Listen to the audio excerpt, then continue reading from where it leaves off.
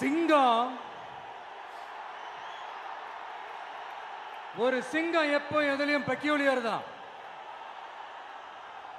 ஒரு முறை சிங்கம் கர்ஜிச்சதுன்னா அந்த சவுண்ட்ல ஒரு 8 கிலோமீட்டருக்கு சும்மா அதிரும், எல்லா திசைகளும் அதிரும். அப்படிப்பட்ட அந்த சிங்கம் வேட்டைக்கு மட்டும்தான் வெளியில வரும், வேடிக்கை பார்க்கறதுக்கெல்லாம் வெளியில வராது. வேட்டையில கூட உயிரோடு இருக்கிற மிருகங்களை தான் வேட்டையாடும். அதுலயும் பெரும்பாலும் தன்னை விட பெரிய சைஸ் உள்ள மிருகங்களை தான் குறி வச்சு தாக்கும், ஜெயிக்கும். எவ்வளவு பசியில் இருந்தாலும் உயிர் இல்லாததை, கெட்டு போனதை தொட்டு கூட பார்க்காது.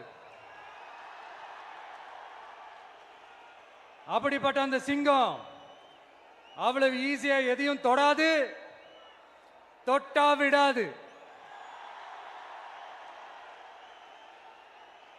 காட்டோட 4 பக்கமும் மார்க்கிங் மை டெரிட்டரின்னு தன்னுடைய பவுண்டரியை தானே வகுக்கும். அப்படிதான் அந்த காட்டையே தன்னோட கண்ட்ரோல்ல வச்சிருக்கும். சிங்கத்துக்கு கூட்டத்தோட இருக்கிறதுக்கும் தெரியும், தனியா இருக்கிறதுக்கும் தெரியும். அப்படியே தனியா வரணும்னு நினைச்சாலும் அஞ்சாம அலட்டிக்காம சும்மா கெத்தா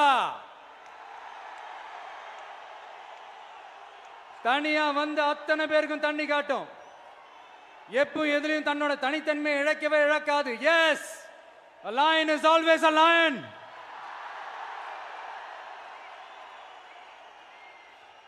There are so many jackals and other animals in the forest, but there will be only one lion. And even if it is single, it will be the king of jungle. It is not only a description but also a clear declaration. சிங்கத்தை பத்தி பேசிட்டு நம்ம சிங்க குட்டிகளையும் சிங்க பெண்களையும் பத்தி நம்ம பேசாம இருக்க முடியுமா? அவங்கள எப்படி நான் மறப்பேன்? அவங்க தான் என்னுடைய உயிராச்சே, என் நெஞ்சில் குடியிருக்கும்.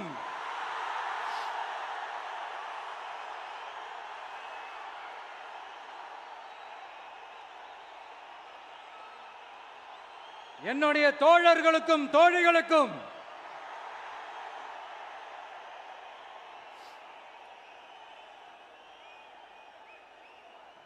நேர்ல வர முடியாத சூழல்ல வீட்டில் இருந்துகிட்டே நம்மளோட இந்த மாநாட்டில் நேரலை வாயிலாக கலந்துகிட்டு இருக்கிற என்னுடைய அம்மாக்கள், அக்கா தங்கைகள், அண்ணன் தம்பிகள், நண்பர்கள் அனைவருக்கும் என்னோட உயிர் வணக்கம். என்னோட உயிர் வணக்கம், என்னோட உயிர் வணக்கம்.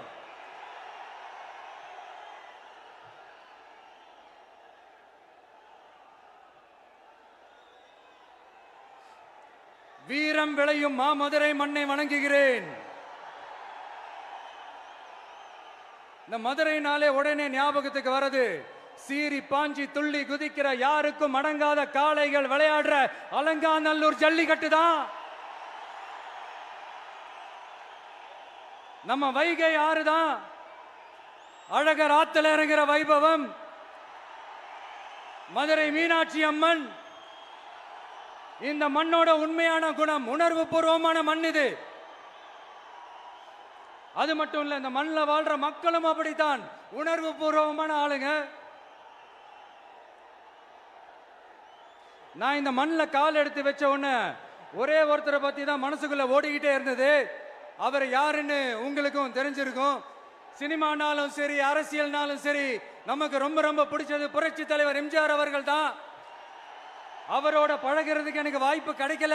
ஆனா அவரை மாதிரியே குணம் கொண்ட என்னுடைய அண்ணன் புரட்சி கலைஞர் கேப்டன் விஜயகாந்த் அவர்களோட பழகிறதுக்கு எனக்கு நிறையவே வாய்ப்பு கிடைச்சது.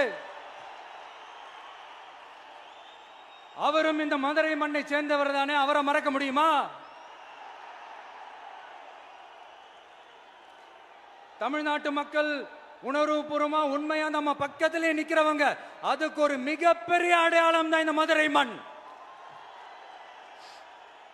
நம்ம தமிழக வெற்றி கழகம் கையில் எடுத்திருக்கிற அரசியலும் அப்படித்தான். உண்மையான அரசியல், உணர்வு பூர்வமான அரசியல், நல்ல அரசியல், நல்லவங்களுக்கான அரசியல், நாட்டு மக்களுக்கான அரசியல், நல்லது மட்டுமே செய்கிற அரசியல்.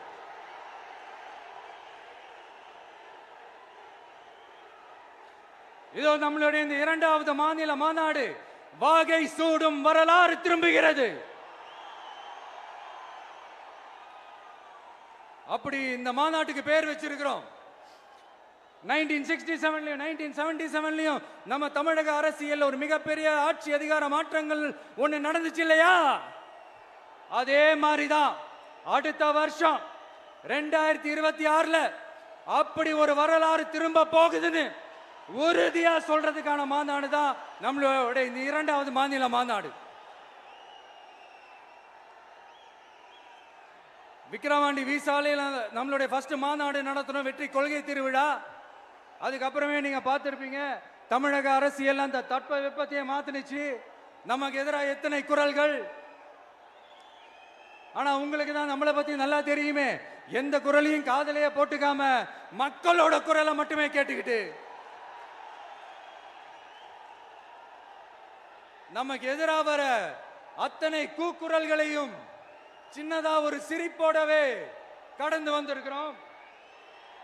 அது இல்லாம நம்ம மாநாட்டில் ஒலிக்கிற இந்த குரல் இந்த ஒற்றை தமிழ் மகனோட குரல் மட்டுமல்ல, ஒட்டுமொத்த தமிழ்நாட்டு மக்களுடைய குரல். தமிழ்நாட்டில் இருக்கிற ஒவ்வொரு வீட்டில இருந்தும் ஒலிக்கிற குரல், ஒட்டுமொத்த உலகெங்கும் வாழும் ஒவ்வொரு தமிழ் வீட்டிலிருந்தும் எழும் குரல். இந்த சினிமா என்கிற மாபெரும் கலை ஆயுதத்தின் வாயிலாக சாதி, மதம், இனம், பாலினம், மொழி கடந்து இந்த நாட்டின் மூளை முடுக்கெங்கும் ரசிகர்களாக இருந்து தோழர்களாக நம்மோடு பயணிக்க துவங்கியுள்ள அனைவரோடும் இணைந்த ஒவ்வொரு மனிதருக்காகவும் ஒலிக்கிற உரிமை குரல். மாநில உரிமைக்காக, பெண் உரிமைக்காக, சமூக நீதிக்காக, சமநீதிக்காக, மதச்சார்பின்மைக்காக உண்மையா ஒலிக்கிற குரல். அதனால் இந்த குரலுக்கு எதிராக இன்னும் இன்னும் எத்தனை எத்தனை குரல்கள் வந்தாலும் ஓங்கி ஒலிக்குமே தவிர ஒரு நாளும் ஓயவே ஓயாது. Yes, it is an unstoppable voice, an unstoppable force.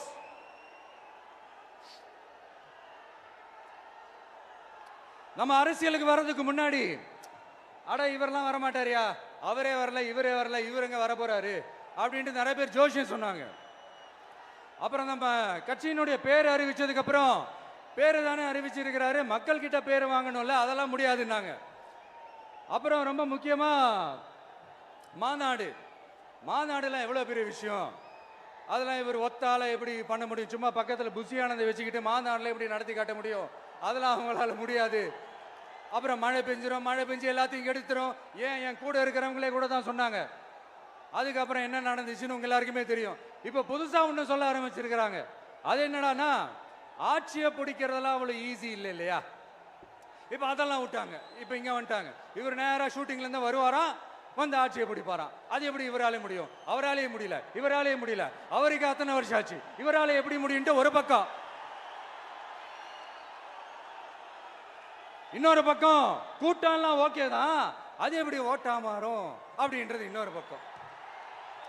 இப்படி கதை, திரைக்கதை, வசனம், இயக்கம், பாடல்கள்,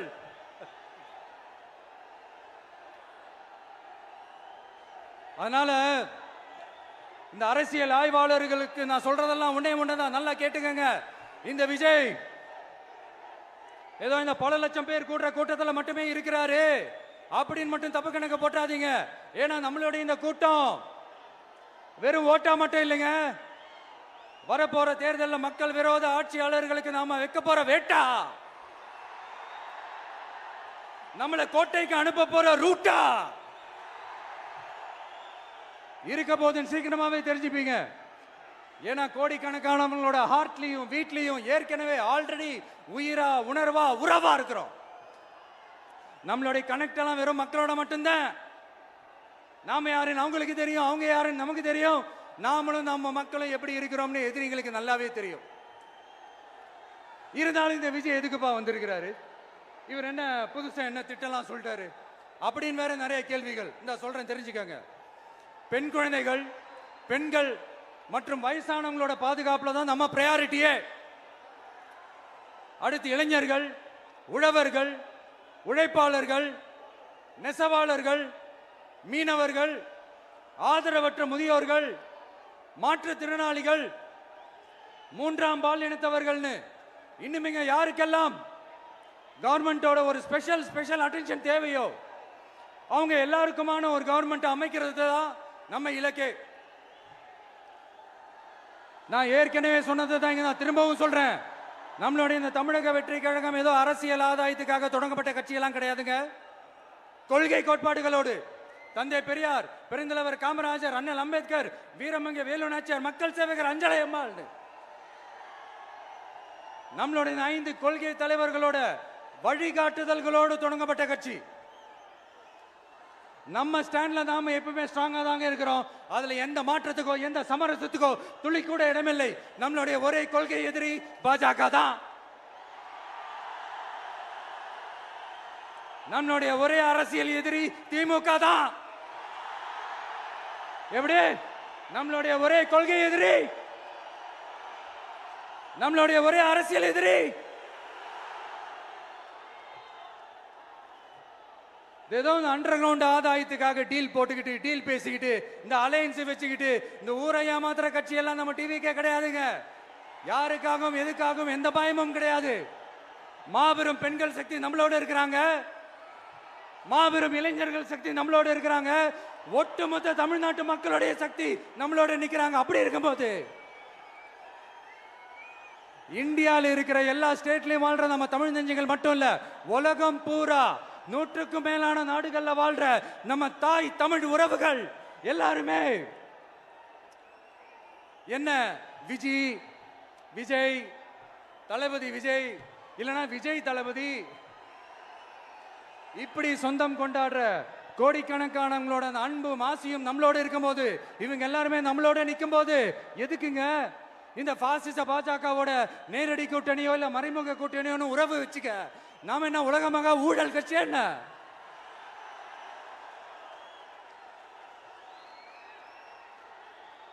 நம்மளை பத்தி சின்னதா ஒரு உண்மை ஒண்ணு சொல்லலாமா? என்னடா இவர் வாயால இப்படி சொல்றாருன்ட்டு யாரும் தவறா நினைச்சுக்க வேணாம். ஏன்னா இது ஒரு விதத்துல ஒரு ஃபேக்டும் கூட. அதனாலதான் நான் சொல்லணும்னு ஆசைப்படுறேன். நம்ம யார் தெரியும்ல? நாம எல்லாருமே சொல்றேன்.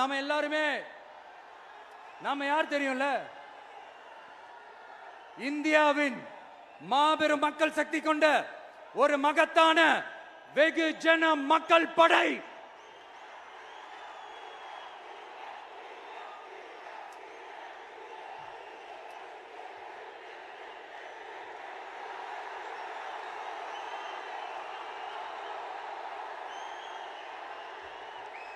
அதனால நம்ம தலைமையில நாம் அமைக்க போற இந்த உண்மையான மக்களாட்சிக்கான அச்சாரமாக மாபெரும் மக்கள் சக்தியை அணி அணியாக நம்மளோட திரண்டு நிக்கிறப்போ இந்த அடிமை கூட்டணியில சேர வேண்டிய அவசியம் நமக்கு இருக்குங்க. நம்மளுடைய இந்த கூட்டணி சுயம் இழந்த கூட்டணியெல்லாம் இருக்காது, சுய மரியாதை கூட்டணியா தான் இருக்கும். இந்த ஒரு பக்கம் RSS கிட்ட அடிபணிஞ்சுக்கிட்டு, இன்னொரு பக்கம் மதச்சார்பற்ற கூட்டணின்னு இந்த மக்களை ஏமாத்துற கூட்டணியெல்லாம் நம்ம கூட்டணி இருக்காது.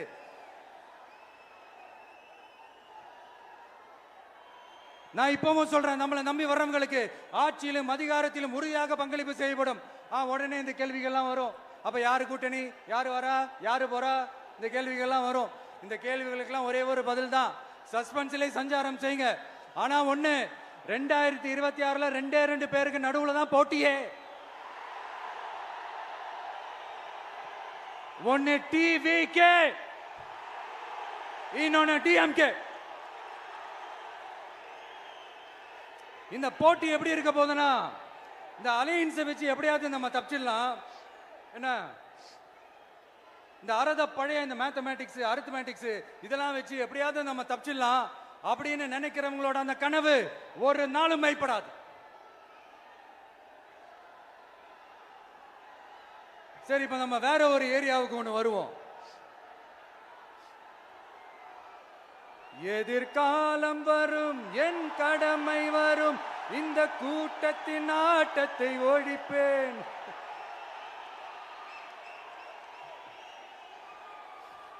மக்கள் அரசியல் என்ற அந்த சவுக்க கையில் எடுக்கலாமா? யாருக்கு எதிரான தானே கேட்கிறீங்க? வேற யாரு? மறைமுக உறவுக்காரர்களான பாசிச பாஜகவும் பாய்சன் திமுகவும் தான். மாண்புமிகு பிரதமர் நரேந்திர மோடிஜி அவர்களே, 3வது முறையா ஒன்றியத்தோட ஆட்சி அதிகாரத்தை நீங்க தானே கையில் வச்சிருக்கிறீங்க. இல்ல நாங்க தெரியாம தான் கேட்கிறோம். நீங்க ஆட்சிக்கு வந்தது ஒட்டுமொத்த மக்களுக்கும் நல்லது செய்யவா, இல்ல நம்மளுடைய இந்த இஸ்லாமிய நண்பர்களுக்கும் இஸ்லாமிய தோழர்களுக்கும் எதிராக சதி செய்யவா? மக்களுக்கு உங்ககிட்ட கேட்கறதுக்குன்னு ஏராளமான கேள்விகள் இருக்குது. அதனால அவங்க சார்பா அவங்கள ஒருத்தனா அவங்களோட ஒரு உண்மையான ஒரு பிரதிநிதியா உங்ககிட்ட சில கேள்விகள் கேட்கணும். மிஸ்டர் பிரைம் மினிஸ்டர் அவர்களே, நம்ம தமிழ்நாட்டு மீனவர்கள் கிட்டத்தட்ட ஒரு 800 பேருக்கு மேல இலங்கை கடற்படையால தாக்கி அழிக்கப்பட்டிருக்கிறாங்க. அதை கண்டிக்கிறதுக்காக உங்களை பெருசா எதுவும் செய்ய சொல்லல, சின்னதா ஒண்ணே ஒண்ணு மட்டும் செஞ்சு கொடுங்க. இனிமேலாச்சும் எங்களுடைய மீனவர்கள் பாதுகாப்பா இருக்கிறதுக்காக இந்த கச்சத்தீவை இலங்கை கிட்ட இருந்து மீட்டு கொடுத்துருங்க, அது போதும். உங்களுடைய இந்த முரட்டு பிடிவாதத்தால நீங்க நடத்துற இந்த நீட்டு தேர்வு, அதனால இங்க என்னென்ன நடக்குதுன்னு சொல்றதுக்கே மனசு வலிக்குது. அதனால அந்த நீட்டு தேர்வு தேவையில்லைன்னு அறிவிச்சிருங்க, அது போதும். செய்வீர்களா திரு நரேந்திரபாய் தாமோதர் மோடிஜி அவர்களே? எங்களுக்கு என்னென்ன தேவையோ என்னென்ன நல்லதோ அதெல்லாம் செய்ய மாட்டேங்கிறீங்க. ஆனா ஆட்சி அதிகாரத்தை மட்டும் கையில வச்சுக்கிட்டு மக்களை ஏமாத்த நேரடியாக ஒரு பாசிச பாஜக அடிமை கூட்டணி ஒண்ணு. அடுத்து உங்களோட இந்த மைனாரிட்டி ஆட்சியை ஓட்டுறதுக்காக மறைமுகமாக RSS அடிமை குடும்பம்னு இன்னொரு கூட்டணி. இப்படி மக்கள் சக்தியே இல்லாத இந்த ஊழல் கட்சிகளை மிரட்டி அடிபணிய வச்சு 2029 வரைக்கும் சொகுசு பயணம் போயிடலாம்னு திட்டம் தீட்டி வச்சிருக்கிறீங்க. அதானே ஜி? என்ன ஜி? ஒண்ணு மட்டும் சொல்றேன், தெரிஞ்சுக்கங்க. என்னதான் நீங்க இந்த நேரடி மறைமுக கூட்டணி குட்டிகரணம் போட்டாலும் தாமரை இலையில தண்ணியே ஒட்டாது. தமிழக மக்கள் மட்டும் எப்படி ஒட்டுவாங்க?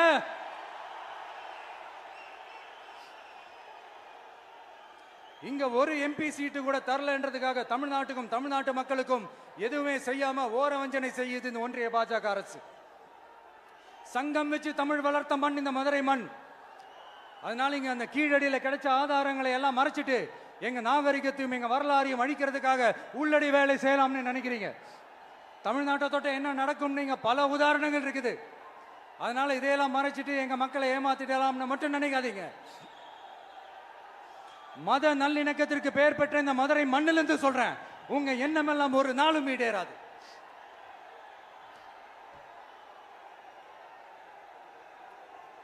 எம்ஜிஆர்னா யார் தெரியும்ல? அவர் மாஸ்னா என்னன்னு தெரியும்ல? அவர் உயிரோடு இருக்கிற வரைக்கும் அந்த சிஎம் சீட்டை பத்தி ஒருத்தராலையும் நினைச்சு கூட பார்க்க முடியல, கனவு கூட காண முடியல. எப்படியாவது அந்த சிஎம் சீட்டை என்கிட்ட கொடுத்துருங்க, என் நண்பர் எம்ஜிஆர் திரும்ப வந்ததுக்கு அப்புறம் நான் திருப்பி கொடுத்துறேன்னு தன்னோட எதிரியை கூட மக்கள் கிட்ட கெஞ்ச வச்சவர் எம்ஜிஆர். எப்படி கெஞ்ச வச்சவர்? அதனால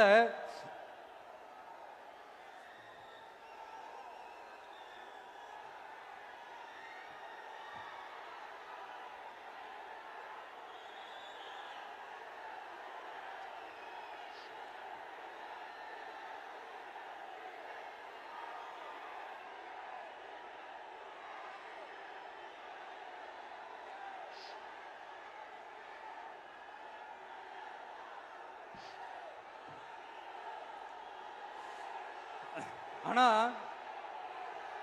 இப்போ அவர் ஆரம்பிச்ச அந்த கட்சியை, எம்ஜிஆர் அவர்கள் ஆரம்பிச்ச அந்த கட்சியை கட்டி காக்கிறது யாரு? இன்னைக்கு அந்த கட்சி எப்படி இருக்குது அதை நான் சொல்லிதான் உங்களுக்கு தெரியணுமா என்ன? அப்பாவி தொண்டர்கள் அதை வெளியில சொல்ல முடியாம வேதனையில தவிக்கிறாங்க. 2026 சட்டமன்ற தேர்தலில் யாருக்கு ஓட்டு போடணும், எப்படிப்பட்ட ஆட்சி இங்க அமையணும்னு அந்த அப்பழுக்கற்ற அந்த தொண்டர்களுக்கும் ரொம்ப நல்லாவே தெரியும். அதனால என்ன வேஷம் போட்டுக்கிட்டு பாஜக இங்க தமிழ்நாட்டுக்குள்ள வந்தாலும் அவங்க வித்தை எல்லாம் இங்க வேலைக்கே ஆகாது. இப்படி பொருந்தா கூட்டணியா இந்த பாஜக கூட்டணி இருக்கிறதுனால இப்ப ஆட்சியில இருக்கிற இந்த வெற்றி விளம்பர மாடல் திமுக என்ன செய்துன்னு தெரியும்ல? பாஜகவோட உள்ளுக்குள்ள ஒரு உறவை ஒண்ணு வச்சுக்கிட்டு வெளியில எதிர்க்கிற மாதிரி, அப்படி எதிர்க்கிற மாதிரி ஒரு டிராமா ஒண்ணு பண்ணிக்கிட்டு எதிர்கட்சியா இருந்தா போங்க மோடின்னு பலூன் விடுறது, ஆளுங்கட்சியா இருந்தா வாங்க மோடின்னு கொடை பிடிச்சுக்கிட்டு கும்பிடு போடுறது. இது மட்டுமா? ஒரு ரைடுன்னு ஒன்று வந்துட்டா போதும், இது வரைக்கும் போகவே போகாத ஒரு மீட்டிங், அதை காரணம் காட்டி டெல்லிக்கு போறது, அங்க ஒரு சீக்கிரட் மீட்டிங் நடத்துறது. நல்லா நோட் பண்ணணும் மக்களே, அந்த மீட்டிங் அப்புறம் இந்த இஷ்யூ அப்படியே காணாம போயிருக்குமே. அதேதான். Stalin uncle, what uncle is very wrong uncle.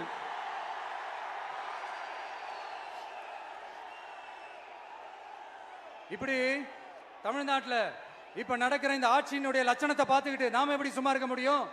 ஒரு தவறு செய்தால், அதை தெரிந்து செய்தால், அவர் கபட நாடக மு.க. ஸ்டாலின் அங்கிளாகவே இருந்தாலும், அங்கிள் உங்களுக்கு மனசாட்சின்னு ஒன்று இருந்துச்சுன்னா நாங்க கேட்கிற கேள்விகளுக்கு மட்டும் கொஞ்சம் பதில் சொல்லுங்க அங்கிள். நீங்க நடத்துற இந்த ஆட்சியில நேர்மை இருக்கா? நியாயம் இருக்கா? ஊழல் இல்லாம இருக்கா? சட்டம் ஒழுங்கு சரியா இருக்கா? பெண்களுக்கு பாதுகாப்பு இருக்கா? பொதுமக்களுக்கு பாதுகாப்பு இருக்கா? இயற்கை வளங்களுக்கு பாதுகாப்பு இருக்கா? சொல்லுங்க மை டியர் அங்கிள், சொல்லுங்க. டாஸ்மாக்ல மட்டுமே இது வரைக்கும் 1000 கோடிக்கு மேல ஊழல்னு சொல்றாங்க. அதுல மட்டுமா தப்பு நடக்குது? வேற எதுல தான் நடக்கல? உலகத்திலே மிஸ்டர் கிளீன் ரெக்கார்ட்ஸ் எல்லாம் உங்களுக்கும் உங்க கூட இருக்கிறவங்களுக்கும் மட்டும்தான் அங்கிள் கொடுக்கணும். இதை பார்த்து வாயே இல்லாத ஊரு கூட வயிறு வலிக்கு சிரிக்குது. பெண்களுக்கு 1000 ரூபாய் கொடுத்துட்டீங்கன்னா போதுமா அங்கிள்? அப்படியே அது மூடி மறைச்சிடலான்னு பாக்குறீங்களா? படிக்கிற இடத்துல, வேலைக்கு போற இடத்துல, வெளியில போற இடத்துலன்னு அவங்களுக்கு பாதுகாப்பே இல்லைன்னு ஒட்டுமொத்த பெண்களும் கதறாங்க. அந்த கதறல் சத்தம் ஏதாவது உங்க காதுல கேக்குதா அங்கிள்? இதுல வேற உங்க அப்பான்னு கூப்பிடுறாங்கன்னு வேற சொல்றீங்க. What is this uncle? Is very very wrong uncle, is very very wrong. பெண்களுக்கு மட்டுமா பொய் வாக்குறுதி கொடுத்து ஏமாத்துறீங்க? அரசு ஊழியர்கள், ஆசிரியர்களை ஏமாத்துறீங்க, விவசாயிகளை ஏமாத்துறீங்க, பரந்தூர்ல பாதிப்பே வராதுன்னு சொல்லி ஏமாத்துறீங்க, மீனவர்களை ஏமாத்துறீங்க, போதைப் பொருள் கலாச்சாரத்தை ஒழிக்காம ஏமாத்துறீங்க. ஐயோ, very very first uncle, very very first. எப்படி கேட்டாலும் இவங்க கிட்ட இருந்து எந்த பதிலும் வரப்போறதில்லை. ஏன்னா இருந்தா தானே. இப்ப ஆட்சியில இருக்கிற நம்மளுடைய அங்கிள் பதில் சொல்றது இருக்கட்டும். மக்களை நீங்க சொல்லுங்க, நீங்க உண்மையை சொல்லுங்க. செய்வோம்னு சொன்னாங்களே, சொன்னதெல்லாம் செஞ்சாங்களா? உங்களை தான் கேக்குறேன், சொன்னதெல்லாம் செஞ்சாங்களா? சத்தமா மை டியர் அங்கிள், கேக்குதா? மக்களோட சத்தம் கேக்குதா? இது வெறும் சாதாரணமான முழக்கம் தான். கூடிய சீக்கிரம் மக்களை போய் சந்திக்க போறேன், அவங்களோட மனசு விட்டு பேச போறேன். அதுக்கப்புறம் இந்த சாதாரணமான முழக்கம் இடி முழக்கமா மாறும். அத்தோட நிக்காது. அந்த இடி முழக்கம் தமிழ்நாட்டோட போர் முழக்கமா மாறும். அந்த போர் முழக்கம் உங்களை ஒரு நிமிஷம் கூட தூங்க விடாது. நடக்குதா இல்லையான்னு பாருங்க. என்னடா இவன் இவ்வளவு ஸ்ட்ராங்கா சொல்றானேன்னு பாக்குறீங்களா? எல்லாரும் கட்சி ஆரம்பிச்சதுக்கு அப்புறம் தான் ஒவ்வொரு வீட்டுக்குள்ளேயும் போறதுக்கு ட்ரை பண்ணுவாங்க. ஆனா நாங்க அப்படி இல்லை. ஒவ்வொரு வீட்டுக்குள்ளேயும் போனதுக்கு அப்புறம் தான் கட்சியாவே ஆரம்பிச்சிருக்கிறோம்.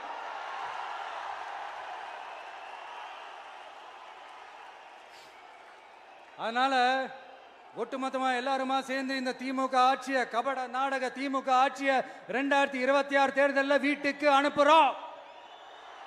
வீட்டுக்கு அனுப்புறோம். என்ன நண்பா, சரிதானே? என்ன நண்பி, செய்வீர்கள் தானே? இப்போ உங்களுக்கு சின்னதா ஒரு சர்ப்ரைஸ். நம்ம கட்சியினுடைய வேட்பாளர் பட்டியலை இப்ப நான் அறிவிக்க போறேன். மதுரை கிழக்கு வேட்பாளர் விஜய். இன்னும் முடிக்கல. ஒரு நிமிஷம், இன்னும் முடிக்கல. மதுரை மேற்கு வேட்பாளர் விஜய். மதுரை மத்தி வேட்பாளர் விஜய். மதுரை தெற்கு வேட்பாளர் விஜய். மதுரை வடக்கு வேட்பாளர் விஜய். மேலூர் விஜய். சோழவந்தான் விஜய். திருப்பரங்குன்றம் விஜய். திருமங்கலம் விஜய். உசிலம்பட்டி விஜய்.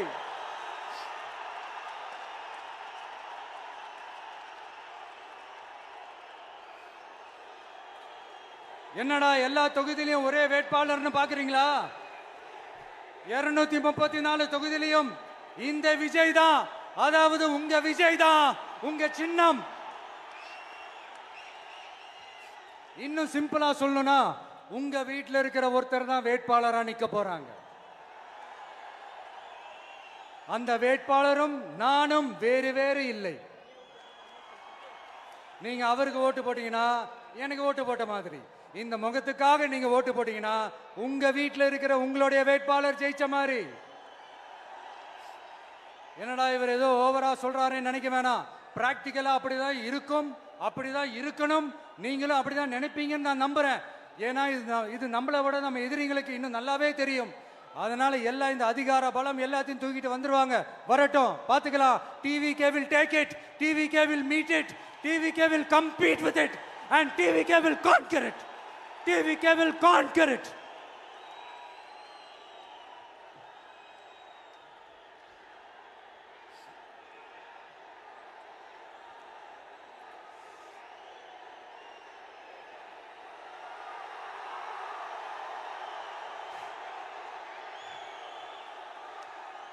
இந்த நேரத்தில் நம்ம மனசுல இருக்கிறத மக்கள் கிட்ட சொல்லி ஆகணும். தூத்துக்குடி ஸ்னோலினோட அம்மா என்ன அவங்களோட தம்பி, இன்னும் அவங்க பொண்ணுக்கு நான் தாய் மாமன்னு சொன்னாங்க. அந்த அக்காவோட குழந்தைங்க மட்டும் இல்லைங்க, என்ன அண்ணனா தம்பியா நினைக்கிற தமிழ்நாட்டில் இருக்கிற என்னோட எல்லா சகோதரிகளின் குழந்தைகளுக்கும் நான் இன்னைக்கு மட்டும் இல்ல, என்னைக்குமே ஒரு தாய் மாமனா தான் இருப்பேன். நீங்க எல்லாரும் என்னுடைய ரத்த உறவு, கூட பிறந்த பொறுப்பு. என் வீட்டு ரேஷன் கார்டுல வேணா உங்க பேர் இல்லாம இருக்கலாம், உங்க வீட்டு ரேஷன் கார்டுல வேணா என் பேர் இல்லாம இருக்கலாம். ஆனா நாம் எல்லாரும் ஒண்ணுதான், உறவுதான். நமக்கு இடையே எந்த அரசியலும் உள்ள நுழையவே முடியாது. என்கிட்ட இருந்து உங்களையும் உங்ககிட்ட இருந்து என்னையும் எந்த சக்தியாலும் பிரிக்கவே முடியாது. அப்புறம் நான் ஒன்னும் இந்த மார்க்கெட் போனதுக்கு அப்புறம், ரிட்டையர் ஆனதுக்கு அப்புறம் அடைக்கலம் தேடி அரசியலுக்கு வரல, படைக்கலனோட வந்திருக்கிறோம். பவர்ஃபுல் ஃபோர்ஸோட, மாபெரும் படை வரிசையோட, எல்லாத்துக்கும் தயாராகி தான் வந்திருக்கிறோம். இவ்வளவு தயாரா நாம அரசியலுக்கு வர்றதுக்கு ரொம்ப ரொம்ப முக்கிய காரணம் ஒண்ணு இருக்கு. அது என்ன தெரியுமா? நன்றி கடன், நன்றி கடன், நன்றி கடன். கிட்டத்தட்ட ஒரு 30 வருஷமா, 30 வருஷத்துக்கு மேல நீங்க தான், நம்ம மக்கள் தான் என் கூட நிக்கிறீங்க, எனக்காக நிக்கிறீங்க, என்னை தாங்கி பிடிக்கிறீங்க, மனசுல ஏந்தி பிடிக்கிறீங்க, தாய் அன்போட மடியில ஏந்திக்கிறீங்க. உண்மையை சொல்லணும்னா வேற யாரை விடவும் எனக்கு இந்த அன்பையும் ஆதரவையும் கொடுத்துருக்கிறீங்க.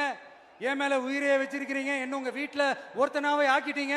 நீங்க எனக்கு கடவுள் கொடுத்த வரம்.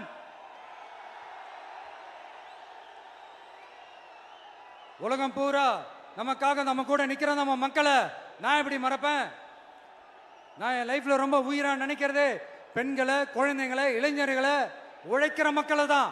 இவங்க தான் நம்மளோட வகைரா. இதை பார்த்துதான் நம்மளோட எதிரிகளுக்கு பத்தி எரியுது. அதுக்காக நாம் என்ன செய்ய முடியும்? அதனால நம்ம உறவுகளை, சொந்தத்தை, வகைராவை யாருக்காகவும் எதுக்காகவும் விட்டு கொடுக்க முடியாது இல்லையா? Here at this moment among this August gathering, I want to open my heart and say I enjoy people, I respect people, I worship people.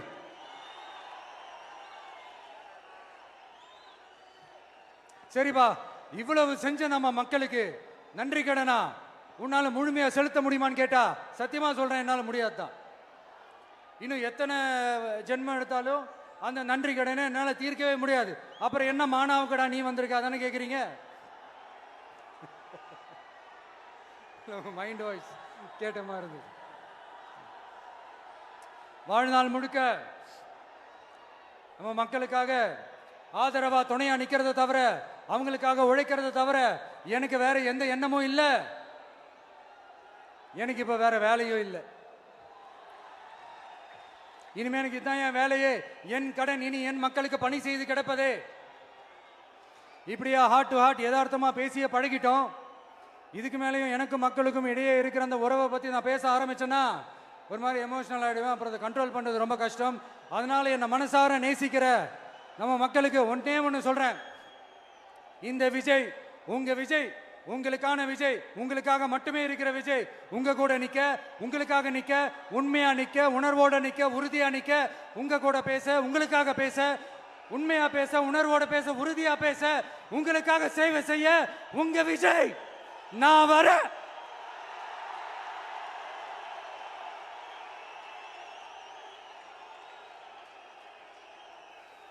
சொல்லல முக்கியம், செயல் செயல் செயல் தான் முக்கியம். செய்கை தான் சும்மா சிறப்பா இருக்கணும். நான் ஆட்சிக்கு வந்தேன்னா சும்மா அது செய்வேன், இது செய்வேன், நல்லது செய்வேன், உருட்டுவேன், புரட்டுவேன், அதெல்லாம் கிடையாது. செய்யறதுக்கு நல்லது செய்யறதுக்கு நல்லது செய்யறதுக்கு மட்டும்தான் இந்த விஜய். அப்புறம் ஒரு அரசியல் தலைவன் அவன் சினிமாக்காரனா, நல்லவனா, கெட்டவனா, இதெல்லாம் தாண்டி அவன் உண்மையானவனா, அதுதான் ரொம்ப ரொம்ப முக்கியம். இது சம்பந்தமா ஒரு குட்டி கதை ஒன்று சொல்றேன். ஒரு நாட்டில் ஒரு ராஜா தனக்கு பக்கபலமா இருக்கிறதுக்காக, கூட துணையா இருக்கிறதுக்காக ஒரு தளபதியை தேடுறாரு. சரியான தகுதிகளோட ஒரு 10 பேர் செலக்ட் ஆகுறாங்க. ஆனால் அதில் ஒருத்தர் மட்டும் தான் செலக்ட் பண்ணணும். அதனால அந்த ராஜா என்ன பண்றாருன்னா ஒரு டெஸ்ட் வைக்கிறாரு. அந்த 10 பேர் கையிலையும் விதை நெல்லை கொடுத்து இதை நல்லா வளர்த்து கொண்டு வாங்க, ஒரு 3 மாசம் கழிச்சு வாங்கன்னு சொல்லி அனுப்பி வச்சிடுறாரு. 3 மாசம் கழிச்சு வரும்போது அதில் ஒருத்தர் ஆளு உயரத்துக்கு வளர்த்துருந்தாரு, ஒருத்தர் தோல் உயரத்துக்கு வளர்த்துருந்தாரு. அதில் ஒரு 9 பேரும் நல்லா வளர்த்து கொண்டு வந்திருந்தாங்க. ஒருத்தர் மட்டும் வெறும் தொட்டியோடவே வந்தார். என்னன்னு கேட்டதுக்கு, நானும் தண்ணி ஊற்றி ஊற்றி பார்க்குறேன், உரம் வச்சு வச்சு பார்க்குறேன், வளரவே மாட்டேங்குது ராஜா, என்ன பண்ணுறதுன்னு தெரியலன்னு சொன்னதுக்கு ராஜா அவரை கட்டி அணைச்சிக்கிட்டு, இனிமே நீதான் என்னுடைய தளபதி, எல்லா அதிகாரமும் உனக்கு தான் சொன்னார். ஏன்னா அந்த 10 பேர் கையிலையும் ராஜா கொடுத்தது அவித்த விதை நெல், அது முளைக்கவே முளைக்காது. அந்த 9 திருட்டு பயலும் என்ன பண்ணியிருக்காங்கன்னா வேற விதை நெல்ல வாங்கி அதை வளர்த்துட்டு ராஜாவையும் மக்களையும் ஏமாத்திருக்கிறாங்க. ஆனா இவர் மட்டும் உண்மையை போட்டு உடைச்சிட்டார். அதனால ஒரு நாட்டுக்கு திறமை எந்த அளவுக்கு முக்கியமோ அந்த அளவுக்கு உண்மையும் நேர்மையும் முக்கியம். இப்போ நீங்க எல்லாரும் தான் அந்த ராஜா. நீங்க தேர்ந்தெடுக்க போற அந்த தளபதி